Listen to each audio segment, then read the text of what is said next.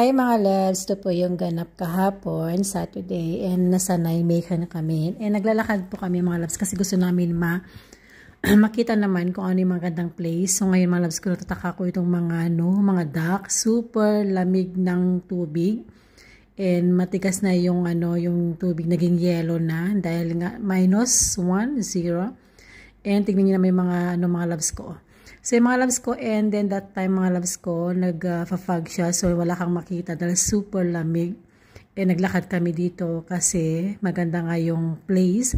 And ito naman yung pinaka-city nila mga loves ko, malaki ang city ng Nijmegen. Mga loves ko, ang Nijmegen mga loves ko, ito po yung naganap ng World War II. Noong 1931 ba yun? I'm not mistaken mga loves ko. So ito po yung one of the nice na malaking simbahan yan mga loves ko, pumunta kami dyan. And then actually bawal po mag-video, so pumasok kami. Nakakapagtaka lang mga loves ko kasi diba sa ating Kristiyano makita kang mga krus ganyan, dito wala, as in wala kang makitang mga ganong pictures ganyan. So yun, pumasok kami and bawal na po mag-post ng video. Marami pa akong ipopost mga loves ko, so abangan nyo po yan. So thank you so much, please like and follow. Bye. Agyaman na kada kayo amin.